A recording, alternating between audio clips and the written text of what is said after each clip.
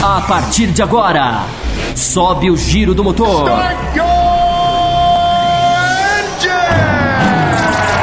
Está começando Café com Velocidade. Opinião e debate sobre o melhor do esporte a motor. Apresentação: Bárbara Franzin, Thiago Raposo e Fábio Campos. Café com Velocidade, o seu podcast semanal de automobilismo. Café com Velocidade. Alô, amigos do Café com Velocidade, estamos chegando à edição número 402 do Café com Velocidade, ainda em festa pela 400ª edição que a gente comemorou aí semanas atrás. Estamos fazendo uma série de grandes entrevistas, aproveitando aí nessa entre-safra, essa pré-temporada aí das categorias que ainda não começaram. A Fórmula 1 está bem tímida ainda, não tivemos ainda os testes para valer de pré-temporada, os lançamentos andam bem devagar e a gente aproveita esse espaço, esse momento para trazer aí grandes pilotos para falar com vocês. Na edição 400, vocês já sabem, nós entrevistamos Hélio Castro Neves, uma grande entrevista aí de comemorações pelo número. Na 401, continuando as comemorações, foi a vez do Bruno Senna. E agora na 402 a gente traz Augusto Farfus, o nosso brasileiro lá no DTM, que falou de muita coisa. Falou sobre as 24 horas de Daytona que ele acabou de disputar, falou do próprio DTM, falou sobre a carreira. Uma entrevista bem legal e dessa vez contando com um time completo do Café com Velocidade. Eu, Thiago Raposo, Bárbara Franzin e Fábio Campos. Espero que vocês gostem. Mas antes, queria dar uns recadinhos, né? Agradecer todo mundo que nos apoia, todo mundo aí que contribui para que o Café com Velocidade fique cada vez melhor. Esse apoio ajuda, por exemplo, nessas grandes entrevistas, em toda a dinâmica de ligação e tudo mais. E é essencial a ajuda de vocês, então a gente agradece do fundo do coração a todo mundo que pode ir lá e colabora mensalmente com o Café com Velocidade, com a quantidade que puder. A gente vai nomear aqui todos eles: Fabrícia Bianchini, Fábio Pereira, Carlos Cunha, Cosme Machado, Ricardo Banniman, Luiz Felipe, Diego Maulana, Cleverson dos Santos, Edmar Barbosa, André Luiz da Silva Santos, Alessiano Júnior, Marcelo Celli, Paulo Henrique, Lucas Herrera, Wellington da Cunha Leal, Siqueirovski Neto, Amanda Schmidt, Eilor Marigo, Thiago Santa Rosa, Rodrigo Vilela e Felipe Richelli. Se você também quer nos apoiar e não está apoiando ainda e está disponível para nos apoiar, entre lá no apoia.se/Café com Velocidade. O link está no post também do programa, no café.autosfera. Entre lá, dê uma conhecida no que é esse apoio, o que são, tem alguns bônus aí para as pessoas que nos apoiam e tudo mais. Faça parte você também desse time que fortalece cada vez mais o Café com Velocidade. E lembre-se sempre, né, o principal ponto de contato com a gente é pelo e-mail cafécomvelocidade@gmail.com. Escreva pra gente mandando sugestões, críticas, elogios, o que você quiser mandar. O número do seu telefone, se quiser fazer parte do nosso grupo do WhatsApp, que é bem legal. Bem, chega de enrolação, vamos para a entrevista com o Augusto Farfus. Curtam aí.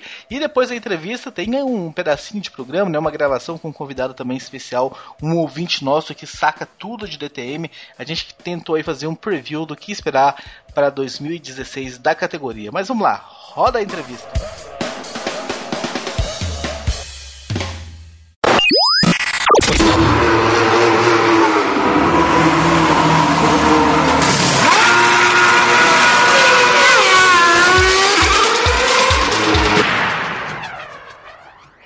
Turismo Internacional.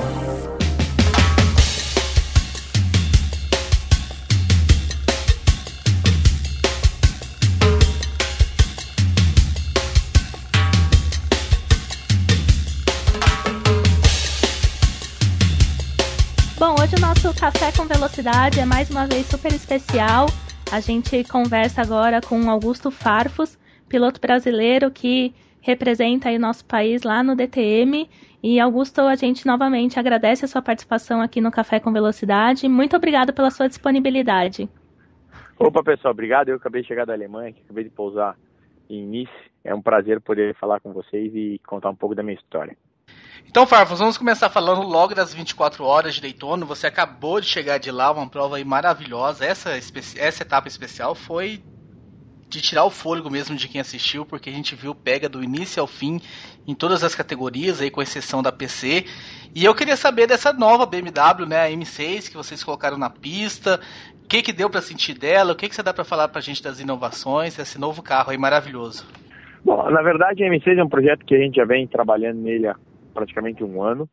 É um carro, um novo GT da BMW, e a gente teve a primeira experiência com ele em condições reais de prova agora em Daytona. Fizemos várias simulações de 24 horas, mas logicamente as simulações que você faz sozinho em pista não representa, na verdade, os problemas que podem vir a surgir durante a prova. Mas eu acho que o carro se comportou muito bem, a gente liderou alguma certa hora da prova. Infelizmente, a gente perdeu potência no motor no fim da prova e isso acabou custando para a gente um resultado melhor. Mas, olhando o lado positivo, o carro durou a prova inteira, a gente não teve nenhum problema mecânico, não teve nenhum problema, vamos dizer assim, mais sério durante a prova. Então, é um carro que nasceu muito bem, já nasceu com um DNA vencedor, nasceu com um ritmo de prova muito bom. E agora cabe a nós, vamos dizer assim, afinar ainda mais o projeto para poder, durante as 24 horas de Nürburgring, que vai ser a próxima 24 horas do carro, se apresentar com um carro ainda melhor para lutar pela vitória. Eu queria perguntar, né? Você falou dessa perda de rendimento, a gente até não conseguiu perceber isso. Eu vi que vocês tiveram uma punição, né? Com quase 4 horas para o fim da corrida. Se aquela punição pesou, se vocês acham que dava para brigar com o Corvette pela vitória? O Spengler, eles vão a um drive-thru por violar, para não respeitar a velocidade no box. Sem dúvida nenhuma, isso acabou, não ajudou, vamos dizer assim, um resultado melhor, justamente porque não teve nenhum safety car após a punição dele. Então, se tivesse tido alguma bandeira amarela no safety car, a gente voltaria a se recompactar e poderia voltar a brigar, vamos dizer assim, incomodar pelo menos os Corvette e o Porsche. Sem dúvida nenhuma, não ajudou o resultado. Mas a gente tem que dizer também que, por mais que a gente tivesse continuado na balada, o carro a gente não ia ter o ritmo para realmente incomodar e brigar e vencer a prova em cima do Corvette. Mas faz parte, vamos dizer assim, não era a intenção do Bruno tomar essa penalização, aconteceu, mas a gente sabe que o problema principal do carro não era a penalização, mas sim a falta de performance. E teve até um determinado momento da transmissão que tinham muitos brasileiros em destaque, né, brigando por posições, e o Christian Fittipaldi ele foi perguntado, né, sobre o número de brasileiros disputando essa prova e qual que seria esse segredo. Então eu queria te perguntar se chegaram a também fazer esse comentário com você e se você tem esse segredo pra gente, né, da gente ter tantos representantes aí do Brasil nessa prova. Eu acho que de uma certa maneira as 24 horas é uma das provas, é a primeira prova do ano, é a primeira prova de verdade, vamos dizer assim, do ano. Então é uma prova onde todo mundo quer participar, vamos dizer assim, é o início da temporada de verdade. Então a gente teve hoje esse ano um grid com bastante brasileiro, o Rubinho foi chamado de uma hora, o Christian já venceu a prova, e o Pipo acabou fazendo uma prova excepcional e ganhou na geral e na categoria dele. Então eu acho que o segredo, na verdade, é a prova em si. Daytona, junto com as 24 horas de Le Mans, provavelmente são as 24 horas mais importantes no cenário mundial. Então todo mundo tem aquele gostinho de participar. A corrida vem crescendo muito nos últimos anos, desde que eles introduziram os GTs e abriram para os protótipos também, no caso dos LMP2, o grid cresceu e o interesse aumentou. Antigamente era uma prova muito conhecida, mas era uma prova, de uma certa maneira, muito americana. Então, eu acho que essa prova vai continuar crescendo. O campeonato americano, a IMSA, que é a federação, é o órgão que cuida do campeonato americano, vem fazendo um trabalho espetacular. Então, acho que isso tem tudo para se tornar um grande campeonato. E, Farfus, conta para nós como é que é a rotina de um piloto nas 24 horas, numa corrida de 24 horas, fora do cockpit, né? Como que o piloto tem a fazer, como é que ele acompanha a prova, como é que faz a questão de dormir, porque o piloto, eu presumo que tenha que dormir um certo momento, como é que é essa questão de bastidores, a vida de um piloto fora do cockpit numa corrida de 24 horas? Na verdade, as pessoas quando perguntam como que é uma corrida de 24 horas, a corrida para nós, na verdade, não tem 24 horas, mas ela tem 36 horas. Porque a corrida larga, que nem largou em Daytona 2:30 da tarde, mas você não é que chega na pista e você dorme até as 2. Você tem reuniões, você tem drivers briefing, você tem diversos compromissos antes da prova, que faz que a gente chegou na pista no dia da corrida, acho que 8:30 da manhã. Então, eu já estou de pé desde as 8:30 da manhã para uma corrida que vai começar às 2:30. Então, a corrida ela acaba tendo, como eu te falei, 36 horas. O que você tenta fazer? Você tem um grupo de médicos que acompanha. Então, a gente tem os médicos da BMW que acompanham a prova. Então, que cuidam da toda a parte de hidratação, da parte de alimentação. A gente tem a equipe de massagistas dos médicos que cuidam da toda a parte da alimentação, da nossa parte de descanso, da hidratação. Só que, por mais que você tenha um turno, espaço de 5, 6 horas, muitas vezes, entre o turno de você voltar a subir no carro, mas não são 5, 6 horas de sono, porque você desce do carro, você tem que conversar com o seu engenheiro, você tem que se alimentar, você tem que se trocar, porque você desce do carro todo suado. Então, já nesse processo todo, 1 hora, 1h30 acaba se passando. E antes de subir no carro, quando o piloto que te antecede está guiando o carro, você tem 1 hora antes de você subir, você tem que estar lá pronto. Se caso ele se sinta mal, passe mal, aconteça algum imprevisto, o piloto que vai subir no carro, 1 hora antes dele subir, ele tem que estar lá à disposição. Então isso acaba reduzindo o teu sono, vamos dizer assim, para 3 horas. E 3 horas você dorme na pista, com os carros andando, com toda aquela barulheira. Então, não são 3 horas de sono profundo e que você acorda e você tá pronto.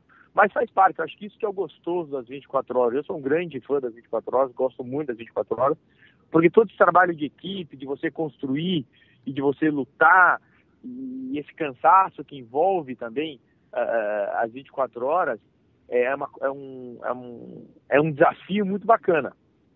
Então, isso faz parte. Os mecânicos têm um trabalho dificílimo com função dos pit stops, os engenheiros acabam passando, os engenheiros em si, que têm um trabalho difícil, que eles passam realmente 24 horas acordados, porque eles têm que cuidar do carro. Então, as 24 horas acho que é o exemplo verdadeiro de trabalho em equipe, de um cuidar do outro, de você se ajudar. Então, é exaustivo. Você chega no fim da prova, realmente, como eu terminei a prova, então eles acabaram invertendo os turnos no fim da prova para que eu pudesse, de uma certa maneira, descansar um pouco mais e subir no carro com um pouco mais de energia, caso a gente estivesse na posição de brigar pela vitória. Então, eu acabei no fim da prova, acabaram invertendo o rodízio dos pilotos para que eu pudesse ter 1 hora a mais de descanso e subir no carro com aquele gás a mais.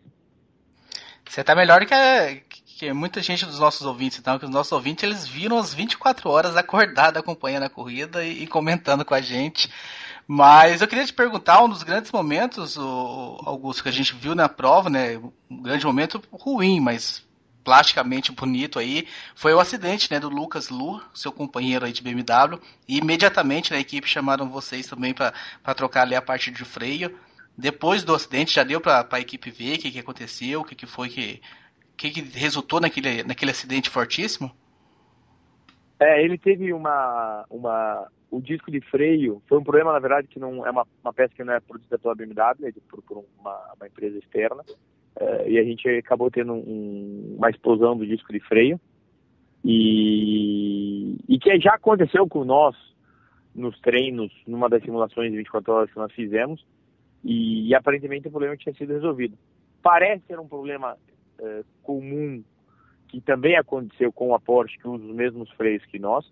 Então está sendo investigado esse problema. A gente só tinha planejado uma troca de freios durante a prova, durante as 24 horas, que é normal, e a gente acabou fazendo 2 trocas depois do acidente do Lucas. Então, graças a Deus não aconteceu nada com o Lucas, não aconteceu nada de grave, mas a gente acabou optando por uma parada a mais, por uma troca a mais, que não custou, porque nos Estados Unidos, em função dessas bandeiras amarelas, safety car e tudo mais, você acaba tendo sempre a chance de recuperar esse tempo perdido. Mas a gente acabou efetuando uma troca a mais acima, uma troca a mais do planejado, justamente visando a segurança. E ainda nessa questão de provas de longa duração, né? A gente sabe que você gosta de participar desse tipo de prova. A gente tem esse exemplo de Daytona, Le Mans. E eu queria te perguntar, né? Como que é a sua preparação? Se é mais ou menos o mesmo estilo ou quando você volta para o DTM tem que mudar um pouco o chip para uma prova um pouco mais curta? Na verdade, eu gosto muito dessa variedade que eu tenho no meu calendário de corridas de longa duração para corridas, vamos dizer assim, sprint como o DTM, porque o DTM é um trabalho que você tem que ser extremamente egoísta. Então, você trabalha 100% no seu equipamento, 100% no seu carro, com a sua equipe, com o seu engenheiro. Você cuida de todos os detalhes, desde a posição do banco, do cinto de segurança, da posição do volante, enfim, você acaba tendo um trabalho minucioso em tentar extrair o máximo de todos os detalhes do carro. Já uma corrida de 24 horas é um equilíbrio, porque você tem pilotos, a BMW quando faz a seleção dos pilotos, ela tenta de uma certa maneira pôr pilotos com a mesma altura, com o mesmo peso, com características físicas parecidas para poder ajudar nessa situação do conforto dentro do carro. Mas, como somos todos humanos, cada um tem a sua preferência, seu estilo, mas acima de tudo, cada um tem seu estilo de guiar o carro. Então, aí que eu falei antes, o trabalho em equipe vem à tona. Porque você tem um piloto que gosta de um carro um pouquinho mais arisco, um que gosta de um carro um pouquinho mais dianteiro, um que gosta de um carro um pouquinho mais solto nas curvas de alta. E você tem que achar um equilíbrio, um balanço entre todos, para que todos tenham uma performance. Então, uma performance competitiva. Então, você tem esses dois lados da moeda, do DTM para o GT, que são fundamentais para o piloto. Porque você guiar um carro que não é 100% do seu estilo, te faz também ser um piloto melhor. E você, no DTM, você acaba usando essa experiência das coisas 24 horas, porque também nem sempre você tem um carro 100% do teu estilo, do teu gosto. Então, isso você acaba tendo esse trabalho em conjunto, que adiciona muito ao talento do piloto, à flexibilidade do piloto, aquele jogo de cintura de você nem sempre ter o melhor equipamento na mão. Então isso eu acho que sem dúvida nenhuma, eu gosto muito, e sempre que tem uma corrida de longa duração para fazer, sou o primeiro a levantar, a me candidatar voluntário, porque eu acho que faz o piloto se torna muito mais completo nesse ambiente. Interessante, Fábio. É uma das respostas mais completas sobre essa diferença entre sprint e 24 horas que eu já tinha ouvido. Só para a gente matar essa questão das 24 horas, você falando, né, do seu prazer em disputar Daytona, e você já correu 24 horas em Nürburgring também, enfim, qual que é a sua ambição de fazer uma 24 horas de Le Mans, por exemplo? Porque por mais que as 24 horas de Daytona estejam crescendo, elas não se comparam às 24 horas de Le Mans. Né? Qual que é um dos seus objetivos? Você tenta a cada ano ou ainda não chegou a hora? Como é que está Le Mans no horizonte? Não, eu já fiz. Eu já fiz 2 vezes Le Mans. Até fui o primeiro piloto da categoria GT em virar abaixo dos 4 minutos.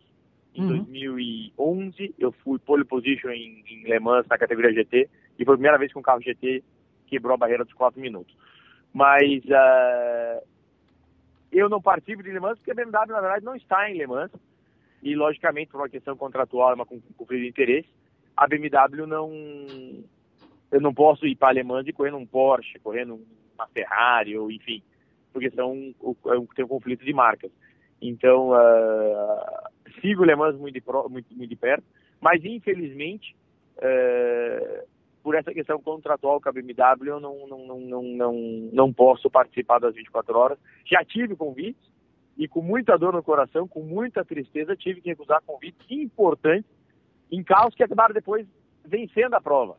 Então, mas infelizmente isso faz parte do contrato. Eu sou um piloto BMW com muito orgulho, com muita alegria. Então você não pode também, a gente não pode ser egoísta e querer tudo de uma vez só. Mas nem no caso de uma P2, por exemplo, uma LMP2 que tem essa relação diferente com as marcas, também não poderia, ou Farfus? Falando sobre o LMP2, então, eu tive em 2000 o ano passado, na verdade, o carro que acabou vencendo na P2, eu tinha um pré-acordo para disputar no carro, mas infelizmente os treinos os treinos de classificação que ele chama, aqueles treinos pré-Le Mans que acontecem em Le Mans, acabou batendo com a minha prova em Lausitzring, então eu não pude participar da preparação para Le Mans. As 6 horas de Spa, que muitas equipes acabam usando como preparação para Le Mans, eu também não pude participar, e justamente daí a equipe acabou o acordo acabou não indo para frente, porque eu não poderia chegar em Le Mans sem nunca ter guiado o carro. Por mais que eu conheça a pista, por mais que eu tenha certeza que eu não teria dificuldade nenhuma em me adaptar com o carro, mas justamente chegar em Le Mans sem nunca ter andado no carro, sem nunca ter feito uma prova, acabou se tornando inviável. Então, eu sempre estou namorando essas equipes de LMP2. Tem um problema grande nas equipes de LMP2, que sempre tem que ter alguém que pague a conta, porque são equipes particulares. Então, muitas vezes você acaba tendo que encontrar algum gentleman, algum patrocinador que acaba cobrindo a corrida. Então, que infelizmente, vamos dizer assim, eu não tenho. Mas acabo sempre namorando, mais cedo ou mais tarde eu sei lá, que eu pinto em Le Mans e num carro bom. E também, eu só tenho vontade de participar em Le Mans se tiver um carro competitivo, um carro rápido e um carro seguro. Entendeu? Então, mas sem dúvida nenhuma é uma prova que um piloto profissional tem que participar. E eu todo ano fico namorando a prova. Se aparecer alguma oportunidade que não tenha o conflito de interesse com a marca, eu vou estar lá presente. Legal, a gente vai entrar no assunto do DTM, claro, né? Um assunto que uma categoria que a gente acompanha prova a prova e há muito tempo, e claro que a gente vai falar sobre esse assunto. Mas antes eu queria esclarecer até uma dúvida que sempre me ocorreu a respeito da sua carreira. Você seguia ali os passos para a Fórmula 1 de uma maneira até bem consistente na área de monopostos, né? Com Fórmula Renault, enfim, você foi campeão da Fórmula 3000, a mesma que o Massa ganhou, que acabou sendo fundamental para a carreira dele. Você veio na sequência e ganhou o mesmo título. Mas, de repente, a carreira virou para o turismo, né? Apesar de que você, em 2003, você já tinha corrido também na Grandão americana, enfim. Eu queria saber se houve realmente essa mudança de chave, né? Acabou os monopostos, vou para o turismo, ou o turismo sempre teve ali enraizado como uma coisa que era um objetivo de carreira mesmo? Não, na verdade, o meu objetivo sempre foi chegar à Fórmula 1, mas, infelizmente, como é a atual realidade da Fórmula 1, o piloto precisa levar dinheiro para chegar na Fórmula 1. Nenhum chega de graça na Fórmula 1, os pilotos precisam ser pilotos pagos, pagantes, vamos dizer assim. E vocês que acompanham, você tem uma lista enorme de gente que chegou na Fórmula 1 por causa do aporte financeiro que você acaba levando. Então, essa foi a grande barreira. Eu tive um pré-contrato assinado com uma equipe de Fórmula 1 na época, e o Brasil, em 2003, vivia uma crise parecida com a atual que vem passando, onde o câmbio da moeda, o real, é muito fraco. Então, para uma empresa patrocinar, era muito caro, o Brasil não vivia um momento feliz. E, acima de tudo, essa questão de você ter que pagar a sua vaga ainda não era comum. Hoje em dia, é super normal. Você vê o Felipe Nasr, que é um grande menino, um grande talento, que eu ajudei muito no começo. Ele entrou na Sauber porque ele levou o dinheiro do Banco do Brasil. Você vê agora o Pastor Maldonado, que não teve o patrocínio da PSTVA confirmado, a Renault automaticamente tirou ele da lista. Então, é uma realidade muito triste você ter, falo por mim, mas você tem uma lista infinita de pilotos talentosos que não chegaram na Fórmula 1 porque não tiveram dinheiro. Então, esse foi o meu caso, mas eu sempre quis ser um piloto profissional, quis viver do meu sonho, e graças a Deus achei esse caminho paralelo, e hoje estou muito feliz. Porque tem muitos nomes que entraram na Fórmula 1, dos brasileiros também, que acabaram levando o seu aporte financeiro, acabaram pagando 1, 2, 3 temporadas, e acabaram sumindo do mercado. Então, o meu objetivo, mais que ser um piloto de Fórmula 1, é vencer corridas e poder acordar de manhã cedo e lutar por vitórias. Eu, para correr na Fórmula 1, para ter esperança de um dia marcar alguns pontos, ou para só ter no meu currículo que eu fui piloto de Fórmula 1, muito obrigado. Eu nasci como esportista, eu sou um esportista que precisa de resultados, preciso vencer. Eu não preciso da fama. Entendeu? Então esse foi, acho que, o que acabou fazendo que eu migrasse a minha carreira para o carro de turismo, e de uma certa maneira sem trauma, sem arrependimento. Porque eu fui campeão da Fórmula 3000 e eu queria continuar vencendo as corridas. Tanto é que eu fui para o Alfa Romeo e logo na primeira prova, em Monza, eu venci. eu acho que mais que o reconhecimento e você ter esse glamour de piloto de Fórmula 1, os pilotos, os atletas vivem de vitórias. E por isso que hoje eu sou um cara extremamente feliz, que eu posso e trabalho constantemente para vencer provas, tanto no DTM quanto em Daytona, em qualquer prova que eu for. O meu objetivo é vencer e não só participar. Você me deixou muito curioso com essa equipe que você teria assinado um pré-contato. Já dá para revelar hoje, Vasco? Qual teria sido essa equipe? A equipe não existe mais. A equipe não existe mais e ela tinha uma cor amarela. Ô Farfus, é interessante. Vocês são bons, vocês vão saber quem é. A Jordan. Imagino eu. Você falou, não fui eu. Tá, ok. Mas é legal, né? Já até estreando o assunto DTM, que muitos desses pilotos que hoje não conseguem chegar na Fórmula 1 por causa de dinheiro, estão indo pro DTM, né? A gente tá vendo muitos jovens pilotos chegando lá e tá elevando o nível da categoria. A gente vê até o próprio Ocon tá sendo cogitado para essa temporada, mas tem o Félix da Costa, que tá lá no BMW contigo, e todas as montadoras a gente tá vendo os novos pilotos, o Molino, o Mortara. Então eu acho que o DTM também meio que, de certa forma, ganhou, né, com essa dificuldade inteira aí de entrar na Fórmula 1. Eu vou te falar que eu acredito que o DTM seja a única categoria onde todos os pilotos são pagos, que nenhum piloto paga para correr. E essa... Alô? Estamos ouvindo, pode continuar. Estamos ouvindo. Que essa sua resposta deixou a gente realmente em silêncio, assim, boca aberta.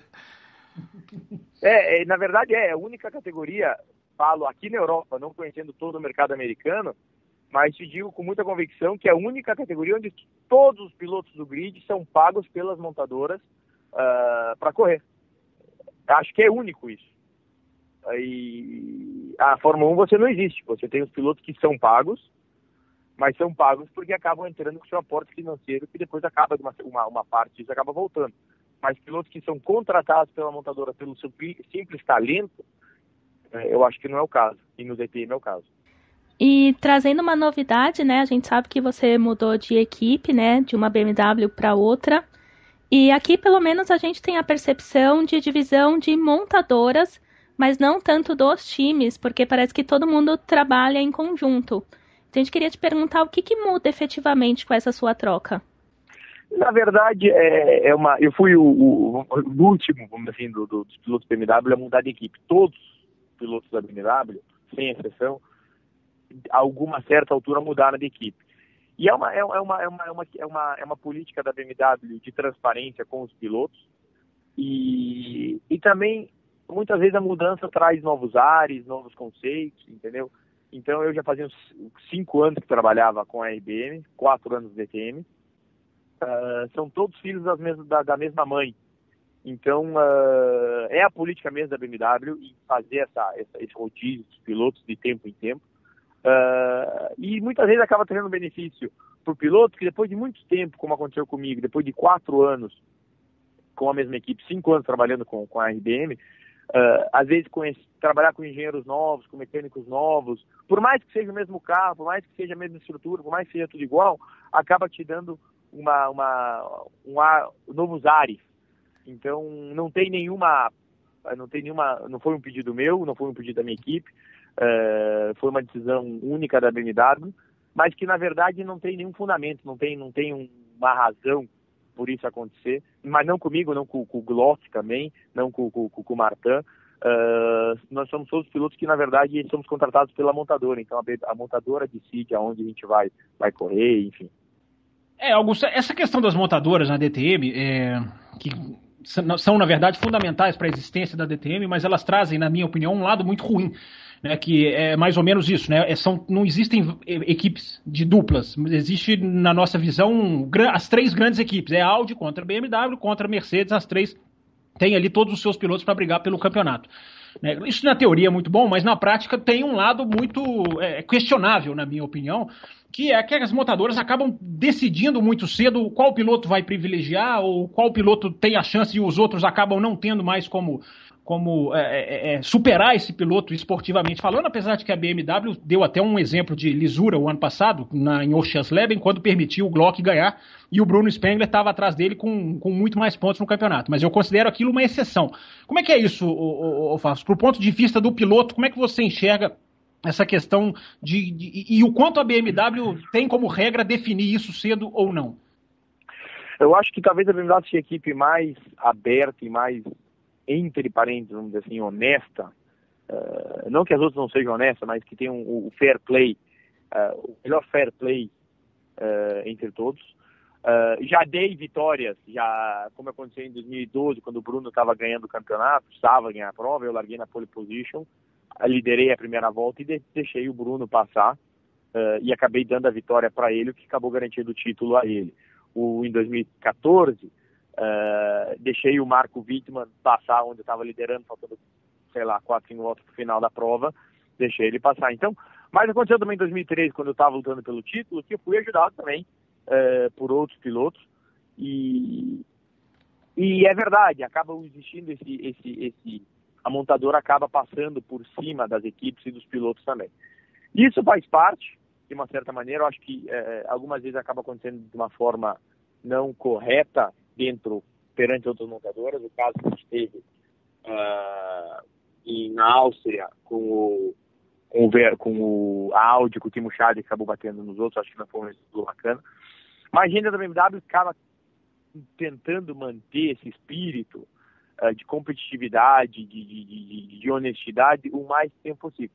Lógico, se chegar, não foi o caso da temporada passada, mas se chegar nessa temporada que se começa e por uma certa maneira, uma certa altura, eu precisar ser ajudado por um companheiro meu, sem dúvida nenhuma isso vai acontecer, porque a gente está lá para brigar por uma coisa maior, pelo título. E na verdade, até pode soar estranho, mas quando um piloto da marca ganham todos.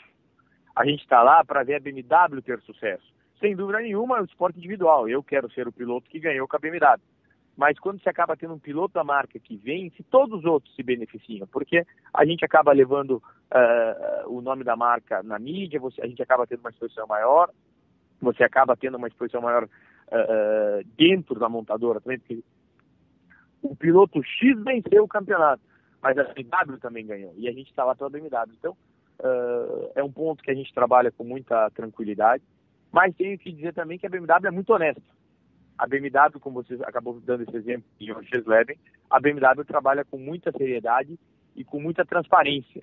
Então, eu posso comentar pela BMW, mas não é difícil eu comentar também pela Mercedes ou pela Audi.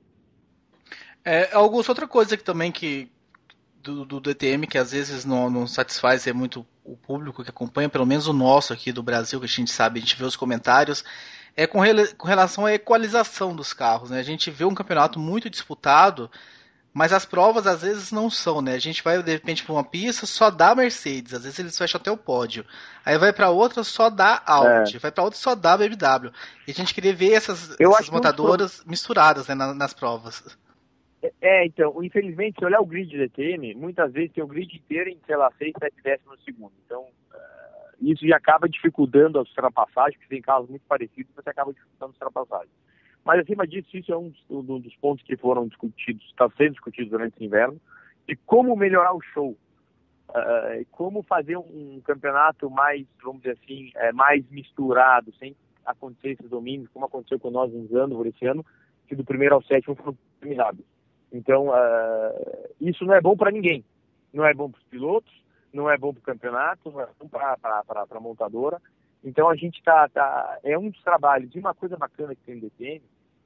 Existe uma interação muito grande entre as montadoras, os pilotos, a federação, como acaba acontecendo na Fórmula 1.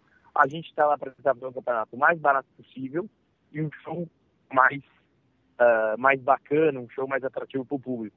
Isso é o fato de a gente ter 2 provas no fim de semana mostra isso.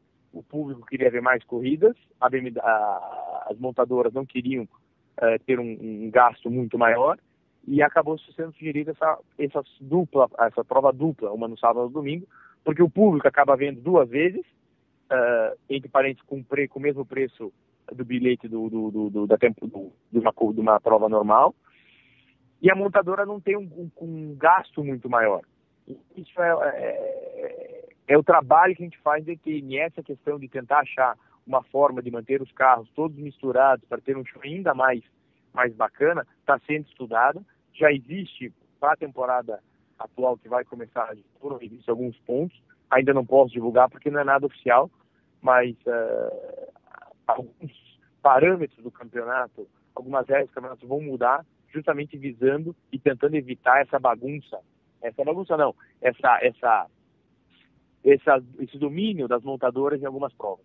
Até a pergunta que eu ia te fazer era justamente sobre essa mudança, né, de 1 para 2 corridas no final de semana, mas como você já respondeu, então eu queria saber se tem alguma outro ponto, alguma parte também da dinâmica da categoria que, se você pudesse, você mudaria, assim, alguma coisa sobre isso que passa na sua mente.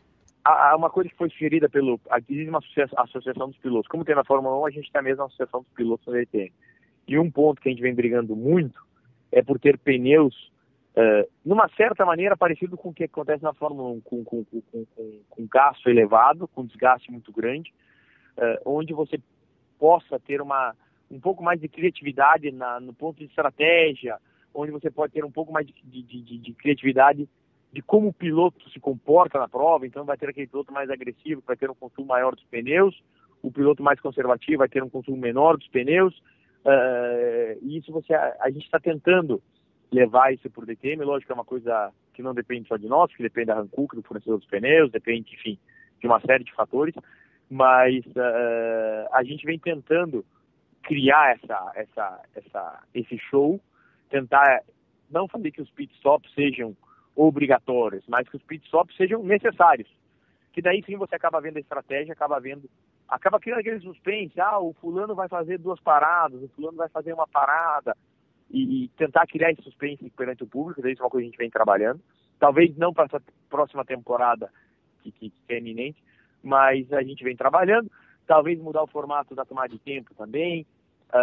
As corridas a gente vai continuar tendo 2 provas, uma no sábado e no domingo, talvez com uma diferença nos pitstops. Talvez a gente coloque pitstop também na prova do sábado para dar uma atração a mais. Então ainda não tem as regras efetivamente definidas do que vai ser feito, mas a gente vem trabalhando para que possa cada ano ter um show ainda mais bacana. Eu acho que isso é o diferencial do DTM. A gente, mais do que pensar em como deixar os carros mais caros e mais rápidos, que acontece na Fórmula 1, a gente gasta a nossa energia, de uma certa maneira, com os engenheiros, como fazer um show ainda mais atrativo, mais bacana, mais emocionante. Só de vocês serem ouvidos como pilotos já é um diferencial em relação à Fórmula 1, que os pilotos pouco opinam ou apitam em alguma coisa. Uma dúvida minha, Farfus, essa asa da DTM, podemos chamar de DRS, ele é realmente efetivo, na sua opinião? Ele ajuda realmente no impulso para o carro pegar o carro da frente? Atualmente, quando a gente aciona o botão, a asa ela diminui de 18 graus. Tá? Então ela reduz 18 graus o seu ângulo. E a gente, numa pista como o Hockenheim, a gente acaba ganhando até 10 km por hora, que é bastante. Não é tão efetivo quanto na Fórmula 1, porque a Fórmula 1 às vezes são mais altas também, mas é porque a Fórmula 1 também tem uma asa, agora eu vou falar um pouco do termo técnico, de 2 elementos. Tá? Você tem a asa, a nossa asa é um elemento só. Então ela é menos efetiva no DRS. Isso é uma coisa que está sendo mudado para 2017, onde vou ter um novo regulamento. A gente vai ter uma asa, provavelmente, novamente, de 2 elementos, para que a gente possa ter um DRS ainda mais efetivo. Mas, sem dúvida nenhuma, o DRS faz uma grande diferença. Cuidado para não deixar o DRS muito efetivo, como acontece na Fórmula 1, tá? Cuidado que a efetividade pode ser perigosa. O efetivo da Fórmula 1 faz, né, algumas ultrapassagens serem até muito, muito fáceis. É uma das coisas que a gente discute aqui no programa. Mas antes da gente entrar nessa questão de regras de futuro também, da DTM, me fala sobre esse carro. Como é que é guiar esse carro? Esse carro, a gente de fora, a gente lê, escuta os pilotos falarem que é uma coisa sensacional, a tecnologia desse carro, o desempenho dele. Qual que é o diferencial desse carro do DTM, por exemplo, comparando com o WTCC, que você também ficou muitos anos? É outro mundo, Fá? É outro mundo. Para te dar quantificar, provavelmente, falando com a Stock Car nacional, tá? A gente não tem como quantificar, porque nunca andou na mesma pista e nunca provavelmente isso vai acontecer. mas eu acredito que um carro de DTM seja provavelmente 15, 18 segundos mais rápido que um carro de Stock Car, se fosse na Interlagos. Então você tem uma dimensão de quanto rápido é o carro. Entendeu? É um carro que ele é todo desenvolvido no túnel do vento, ele é um carro extremamente sofisticado. A gente tem muita pouca eletrônica, mas tem muito desenvolvimento aerodinâmico, muito desenvolvimento na parte mecânica do carro, que faz que o carro se torne extremamente rápido, extremamente tecnológico, vamos dizer assim, nessa parte de desenvolvimento aerodinâmico. O carro DTM, ele tem mais downforce que um carro de Fórmula 1. Mas não porque a gente é melhor, porque o nosso carro ele é maior. Então a gente tem uma superfície maior, onde a gente pode ter a gente não tem as rodas, que nem acontece na Fórmula 1, os pneus ao vento. O nosso pneu fica para dentro do capô. Isso acaba reduzindo muito o drag, o arrasto que o carro tem. Mas o nosso carro ele é muito, até demais. Ele tem muita aerodinâmica, o que acaba dificultando as ultrapassagens. Você perde muito downforce atrás de outro carro. Mas ele é um carro, ele é um protótipo, então ele não tem ele não deriva da linha de produção. Ele tem um cockpit em fibra de carbono igual aos carros de Fórmula 1, freios em carbono. Tem quase 500 cavalos de potência, motor V8, 4 litros, que é um motor muito parecido que se utilizava na Fórmula 1 quando a Fórmula 1 ainda corria com o motor V8, 3.0. Então, se olhar o motor DTM descoberto, você vai ver que ele parece muito com o motor que se usava na Fórmula 1 há 5, 6 anos atrás. E que mais?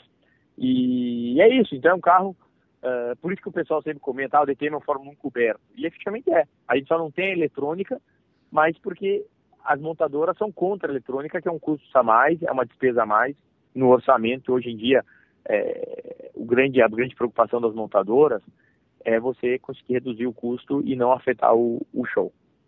Ainda sobre o carro, então, Farfus, a gente sabia, né, que viria uma mudança grande para o ano que vem, mas que foi adiada para 2019. O que dá para falar dessa mudança aí, tanto do carro quanto do DTM em si, que vai passar por algumas mudanças? Na verdade, a mudança vai acontecer, a parte mecânica do carro vai ser mudada drasticamente em 2017, a gente vai ter uma redução de 20%, 30% do downforce do carro, para ter um carro onde as ultrapassagens são mais fáceis. Vamos ter essa asa de 2 elementos, enfim.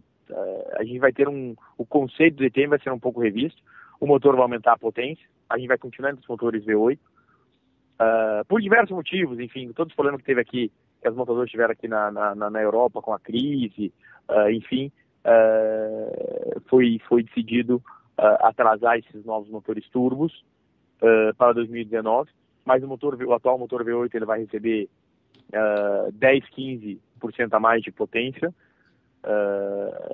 e vai ser um conceito revisto do carro, mas é tudo feito de uma forma pensada para que que a gente possa melhorar o show, mas não ter um gasto muito maior. Só para ainda pegar essa questão de carro, o Farfus, uma pergunta difícil para você, mas que é uma coisa que me intriga. Né?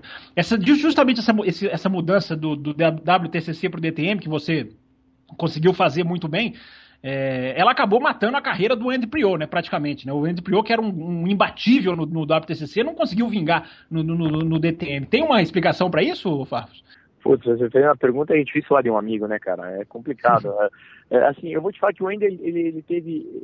As coisas não fluíram da forma que deveriam fluir. Não porque ele é um grande campeão. Ele agora, assinando para fora, ele vai voltar a demonstrar isso.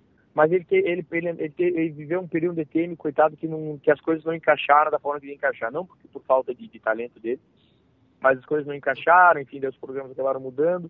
E ele acabou, vamos dizer assim, mudando de programa. Mas ele é um grande campeão, então, independente de ele não ter tido o sucesso que ele merecia no DTM, ele é um grande piloto, um grande campeão, e agora na Ford vai mostrar. Então, eu sempre digo que um piloto é um piloto.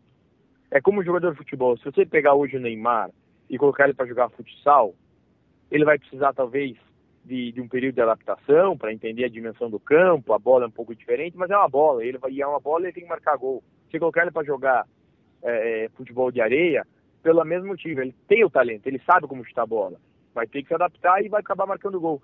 Então, acho que quando o piloto ele é talentoso, ele guia qualquer carro. Eu não tenho dúvida nenhuma que se eu sentar num carro de Fórmula 1, num carro de Fórmula Indy, num NASCAR, sim, vou ter um período de adaptação, vou ter que aprender o equipamento, vou ter que aprender as regras do jogo, mas eu não tenho medo nenhum de sentar em qualquer outro carro de corrida e não ser competitivo. E falando um pouquinho de carro também, né? Em 2013 você foi vice com o BMW M3 e depois com o BMW M4 o desempenho caiu um pouco. E a nossa dúvida, né, até dos nossos ouvintes também, é se vocês encontraram um motivo para essa queda de rendimento, o que pode ter acontecido aí?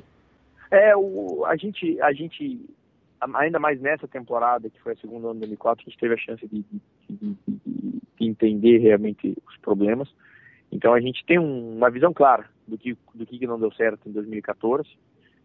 2015 nosso carro não foi competitivo o suficiente, mas a gente tem uma visão clara e a gente vem trabalhando nisso. Então sabemos os pontos fracos do carro, onde tem que ser melhorado, e a gente trabalhando para isso, você vai ver que a gente vai ter uma temporada de extremo sucesso agora em 2016.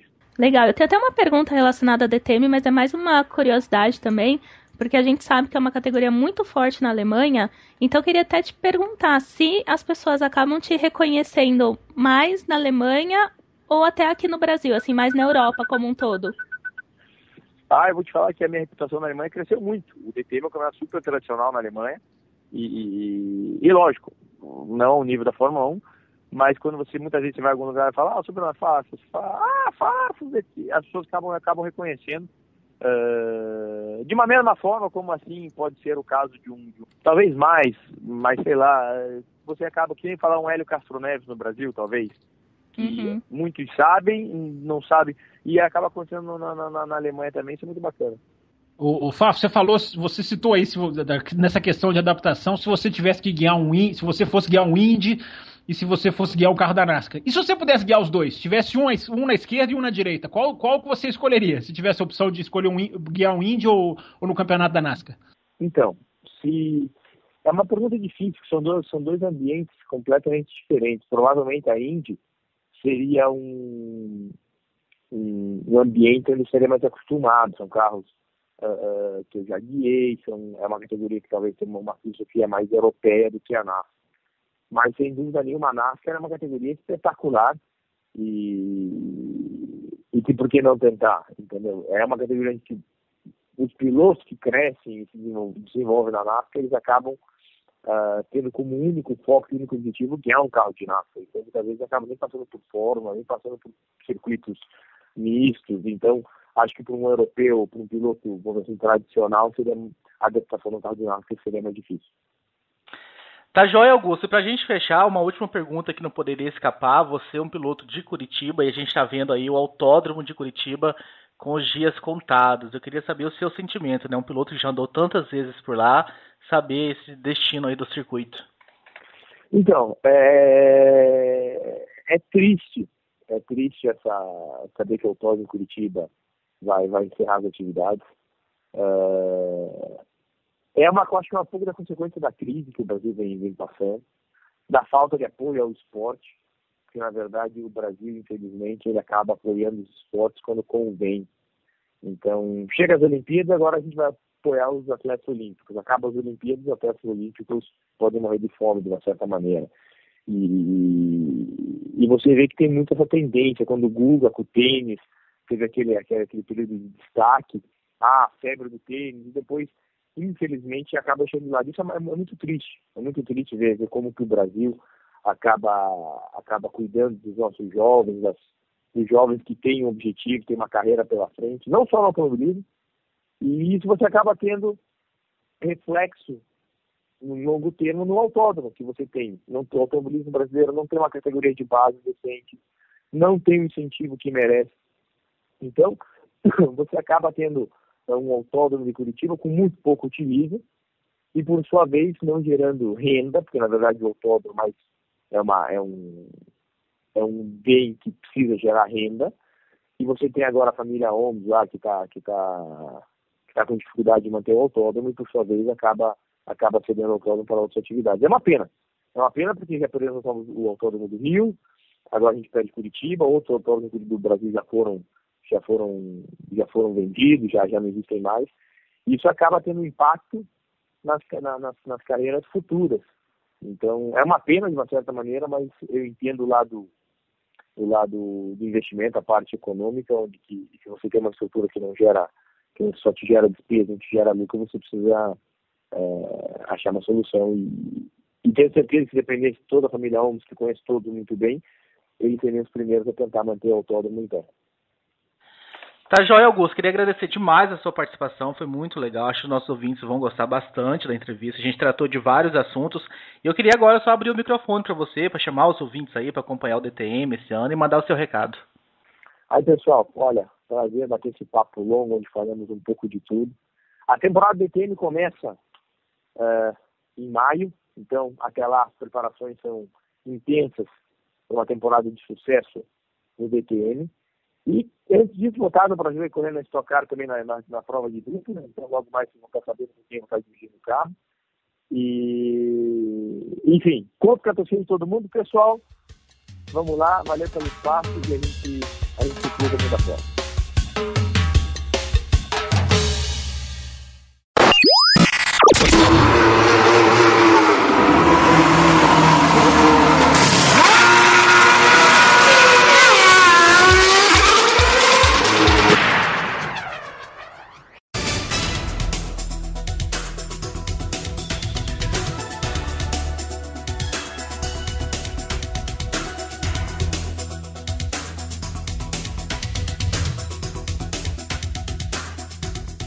Então é isso, galera. Vocês acabaram de ouvir a entrevista aí que nós fizemos com o Augusto Fafos. E agora eu tô aqui com o Diogo Gomes, que tá aí no nosso grupo do WhatsApp. É um ouvinte também bem fiel e bem legal, que sempre tá interagindo com a gente. E que manja tudo de DTM, é um fã aí assumido da categoria. E eu chamei o Diogo pra gente falar um pouquinho sobre a temporada 2016. O que podemos esperar do DTM, e que vocês que ainda não acompanham a categoria, que passam a acompanhar, porque vale muito a pena, é sinônimo de emoção. Diogo, seja muito bem-vindo novamente ao Café, novamente não, né, pela primeira vez, seja muito bem-vindo ao Café com Velocidade. E de cara eu queria saber pra você, o que você está esperando aí pra 2016? Você tá esperando... Muito obrigado mesmo. Eu acompanho o podcast há alguns anos, então é extremamente interessante participar de algo que você curte, que você acompanha, que você gosta. Então, muito obrigado pela oportunidade e, vamos falar do DTM. Então, eu queria saber de cara, o que você está esperando aí pra 2016? Você espera algo melhor, algo diferente do que a gente viu ano passado, mais do mesmo? Cara, assim, eu não sei se você fala mais do mesmo, se foi no sentido de gostar ou não gostar, mas assim, a gente começou o ano passado com muitas dúvidas, porque, né, como vai falar na entrevista com o Fábio, a gente teve uma mudança de sistema de corridas, melhor dizendo, né? Uma corrida no sábado e uma corrida no domingo, 2 corridas por final de semana, antes são 9, 10 corridas por temporada, né? Que convenhamos que era muito pouco. E esse número bastante dobrou. Então, tinha muita dúvida que isso funcionaria, porque a última vez que foi usado foi lá em 2002, então, apesar do público pedir, o pessoal ainda falando assim. A gente viu que funciona, né? A gente viu durante o ano muita gente que não acompanhava a categoria mais, ou não tão de perto, voltar e opa, tem boa corrida aqui, o DTM voltou a fornecer boas corridas. Então, para mim, como fã, a expectativa é enorme, porque esse sistema ele foi consolidado, né, no ano passado. A gente teve um campeonato controverso, mas bom. E agora para 2016 a gente não tem mais aquele peso da dúvida de vamos ver se funciona, vamos ver se não funciona, né? A gente tem uma base muito boa de campeonato, de pilotos, calendário, tudo isso foi mantido. A gente vai esmiuçar isso com mais calma agora mais para frente no nosso papo. Mas a base boa que foi construída em 2015, ela continua para 2016. Então, as expectativas, na verdade, são muito boas. Com relação à grid, a gente praticamente não tem nenhuma novidade, né? Tem uma só. A BMW vem com o mesmo time, a Audi vem com o mesmo time. A gente tem uma mudança apenas na Mercedes, com o campeão Pascal Wehrlein, ele sai do DTM e vai para a Fórmula 1, vai correr na Manor. Na Manor passa a ter motor Mercedes agora, e a Mercedes achou um lugarzinho lá para o Pascal Wehrlein. E pro lugar dele entra o Esteban Ocon, campeão da GP3, que também já assinou com a Mercedes. E a Mercedes colocou ele lá no DTM meio para se preparar, talvez para um futuro ser um dos nomes cotados para a Fórmula 1, o programa da Fórmula 1. Então basicamente é essa mudança, né, dos times aí. Então, em relação a pilotos, poucas novidades na pista. Em relação ao piloto em si, pouca novidade. Como você falou bem, que foi a estreia do Ocon.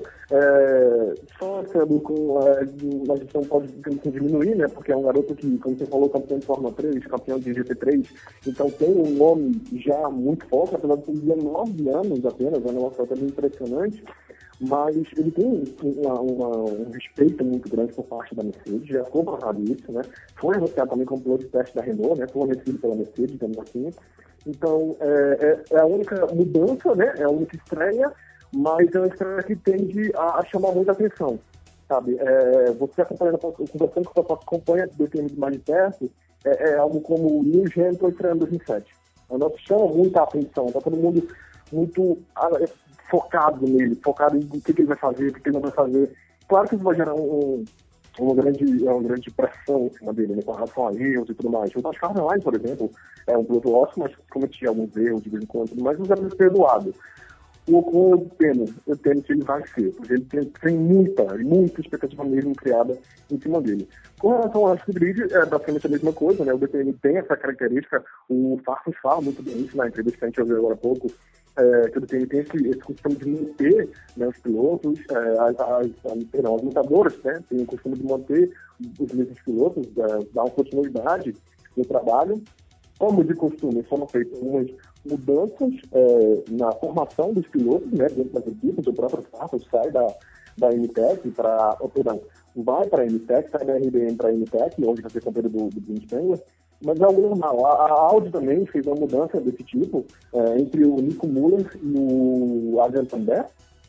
E na BMW, além do Farfus, mudou de equipe também o Timo Glock e o Max Martin. E na Mercedes fica meio que ainda na dúvida, porque o Ocon, em tese, ele entra no lugar do Verlaine, né? O Verlaine ele dirigia para a HWA, que é basicamente a maior equipe da Mercedes no DTM. Mas fica a dúvida se ele vai exatamente entrar nesse nível sport, ou se ele vai acontecer como aconteceu, por exemplo, com o Max Martin, com o Marcin Gozzi, ou com o Daniel Juncadella, foram caras que começaram mais lá embaixo, mais na Moke, mais na ART, e vieram crescendo para chegar na equipe principal. O Verlaine, por exemplo, ele estreou, né? Ele já estreou direto na equipe principal, lá com 18, 19 anos, isso lá em 2013, se não me engano. Então, assim, fica essa expectativa exatamente onde ele vai entrar. Tudo indica que na HWA, que é, como eu falei, a maior equipe, então tomara que sim. Então, assim, porque já de cara já vem com um bom equipamento para fazer isso. Fica um pouco de dó, por assim dizer, em cima do Daniel Juncadella. É um cara que já mostrou que tem bastante capacidade para vir, mas a Moke, a equipe da hoje, não dá equipamento suficientemente bom para ele estar brigando por vitória. E aí, meio que se especulava que com a saída do Verlaine, o Juncadella ganhar essa vaga na equipe de cima. O que poderia que, na verdade, não vai acontecer. Nós esbarramos aqui na entrevista com o Farfus, né, na questão do jogo de equipe ali dentro das montadoras, delas escolherem muito cedo um piloto para ser o piloto a brigar pelo título, e aí todo o time passa a trabalhar em função desse piloto. E eu vou querer que você faça o mesmo aqui, né? Eu vou passar para os nossos ouvintes quem são os pilotos aqui de cada montadora, e eu vou querer que você eleja aí quem que você acha que vai ser o nome na briga pelo título dessa montadora e por quê. Então, Mercedes, a gente tem Gary Paft, Paul di Resta, Robert Wickes, Christian Viatores, Daniel Juncadella, Lucas Auer, Esteban Ocon e Maximilian Goltz. Em quem que o Diogo aposta as fichas dele aí na Mercedes? No Chris. O Chris é o Christian Viatores. Ele é um cara para liderar a equipe melhor. Ele já fez um bom papel lá em 2014, quando ele chegou a brigar pelo campeonato com o 2014, eu não recordo muito bem agora, mas enfim. Ele já liderou essa equipe para brigar pelo campeonato, não chegou a fazer duas corridas brigando, né? Mas durante o campeonato já se mostrou sólido, então sim o cara para liderar. É um cara que também já foi, a Mercedes já investiu muito em cima dele, já estava no DTM há um certo tempo, então tem tudo para crescer. O Gary Paft geralmente é um nome que vem forte sempre, né? Porque um cara que é campeão, lá em 2005, não, é verdade, lá em 2005, mas ainda assim é um nome forte. Vem de alguns anos fracos, mas é sempre bom considerar ele. O Robert Wickens é um cara que tem equipamento, tem qualidade, mas eu ainda vejo ele muito inconstante. Então, se eu tivesse apostado, realmente apostaria no Christian Lupus e por de resto correndo por fora, muito possivelmente. Mas a minha principal aposta seria o Vettel. A Audi vem com Matthias Ekstrom, Miguel Molina, Eduardo Mortara, Nick Müller, Timo Scheider, Mike Hockenfeller, Adrian Tambay e Jamie Green. Quem é o nome do Diogo na Audi? O Matthias Ekstrom é sempre o nome, né? É o cara que já vem liderando a Audi há um bom tempo, já foi campeão da categoria, tem performances sólidas, apesar de no último ano ele ter dado umas desviadas boas, tem um erro dele na etapa da Rússia, a primeira corrida da etapa da Rússia, no Moscow Raceway, que é de você ficar doido na vida, né? Não dá pra aceitar um piloto da experiência dele cometer um erro daquele, ele errou a trajetória da curva, enfiou o carro lá em cima do Glock, e aí abandonou aquela corrida, depois perdeu posição para outra corrida, mas enfim, com essa parte, o Ericsson sempre é a principal aposta. A gente não pode esquecer sempre do Michael Hockenfeller, já é campeão da categoria, dele aí no Endurance, com 24 horas de Nürburgring, 24 horas de Spa. Então, quer dizer, é um cara sempre muito forte. A aposta, assim como no ano passado, fica entre esses dois caras. O Jamie Green foi a grande surpresa do ano passado, eu posso até dizer até mais do que o título do Verlaine, porque o Verlaine é um cara que já vinha bem ao certo tempo, a Mercedes já investiu muito em cima dele. O Jamie Green não, o Jamie Green é um cara que ele saiu da Mercedes em 2012, né, pulou para a Audi em 2013, e aí 2013, 2014, perdão, ele saiu da Mercedes em 2011 e pulou para a Audi em 2012, né, aí fez 2012, 2013 e 2014 com a Audi. Anos, assim, compreendendo a palavra, patéticos, não fez nada, não apareceu nada. E aí, no ano passado, ele simplesmente, do nada, reapareceu no caso, né, porque é um piloto experiente, marcando pole, ganhando corrida, e ficou todo mundo assim meio que, nossa, de onde veio o Jamie Green, de onde ele reapareceu, porque ninguém viu ele chegando. E, apesar de, no final do campeonato, ele sofrer mais, perder muitos pontos, algumas coisas, ele acabou como o terceiro colocado no campeonato, segundo colocado no final, algo do gênero. Então, assim, é um piloto para ser observado, sem dúvida, mas é um cara que é muito incerto, a gente não sabe muito o que esperar dele, exatamente porque a gente não tem a constância dele. Eu vejo a aposta no Edson como o Hockenfeller como algo mais escuro, porque são caras que já vêm crescendo há um bom tempo, já vêm nessa tocada de brigar por título todo ano há um bom tempo, então são apostas mais seguras. A Audi, ela tem, ao meu ver, o melhor lineup que pode ter hoje, pode já há algum tempo. Então, você não pode ficar surpreso com o Miguel Molina da vida, o Adrian Tambay marcando bons pontos e eu marcando uma folha, alguma coisa do tipo. Mas para título mesmo, eu passaria no Edson, o Hockenfeller também com boas chances. E para fechar, a BMW com Bruno Spengler, Augusto Farfus, Mark Whitman, Timo Glock, Antônio Félix Acosta, Martin Tomczyk, Tom Blomqvist e Maxime Martin. A BMW é mais complicada. A BMW é mais complicada porque a gente encaixa naquele sistema que eu falei do Jamie Green, né? A gente não tem um piloto que vem há um bom tempo, digamos assim, sempre ali na ponta, né? Você tem o Marco Whitman, que foi campeão, né, em 2014, mas antes disso ele já não tinha bem, aí do lado ele surgiu como campeão em 2014, tem o Spengler, campeão em 2012, e um cara já tem anos, antes de chegar a BMW, teve anos e anos de Mercedes, e sempre bem, mas não conseguiu nada efetivo. O Blomqvist, eu não considero ele por título, mas vai citar porque é um cara que ganhou ano passado, em 2013, né? Que já ganhou corrida no X-Level, então, quer dizer, é um cara bom. A aposta mesmo, na minha parte, fica no Mark Whitman, de novo. Mais uma vez, o Mark Whitman, 2014 foi um negócio impressionante. Assim como a Audi, a BMW, ela conta com alguns pilotos que você pode esperar, assim, boas coisas deles. Mas é uma constância. Infelizmente, o Farfus acaba se encaixando nesse ponto. Farfus é um piloto muito rápido, mas também tem alguns problemas. O Spengler, que foi que vai ser para a equipe dele, né, agora na UTEC, é mais ou menos por aí também. O Blomqvist, Alex Acosta e o Glock é os caras que vão marcar pontos, que vão estar marcando sempre pontos e vão encher, assim, ajudar a BMW a chegar no título de construtoras, né? No caso, chama título de marcas. Mas para o título mesmo, eu aposto no Whitman. Foi talvez correndo por fora, mas aposto principalmente, né?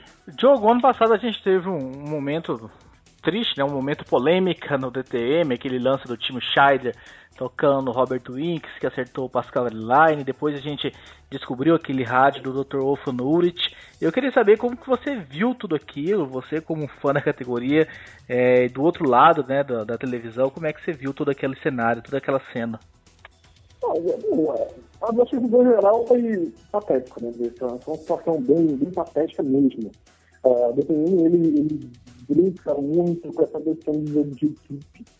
O Farfus cita bem isso na entrevista, acho que é uma pergunta do Fábio Campos.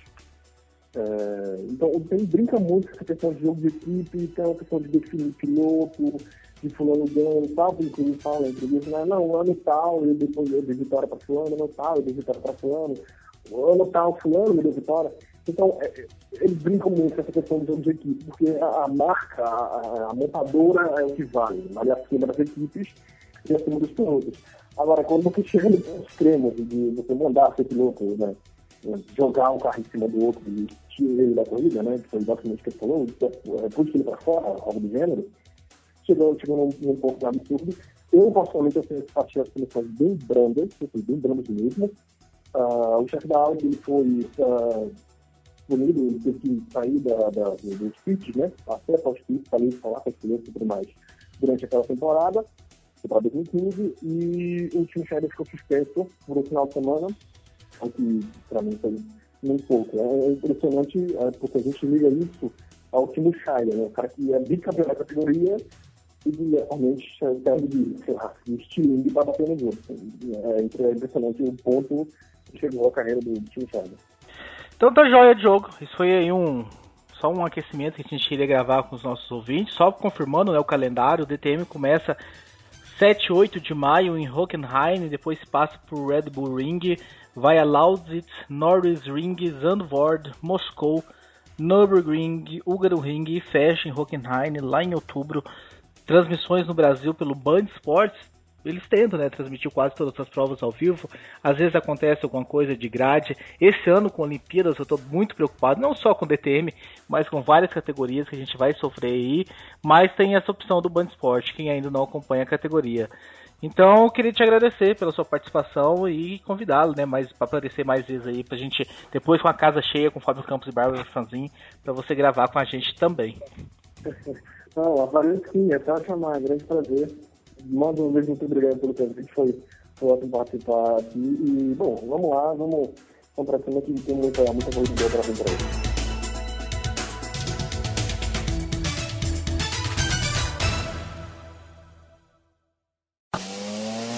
Você ouviu Café com Velocidade, o seu podcast semanal de automobilismo com Bárbara Franzin, Thiago Raposo e Fábio Campos. De volta na próxima semana com tudo sobre o esporte a motor.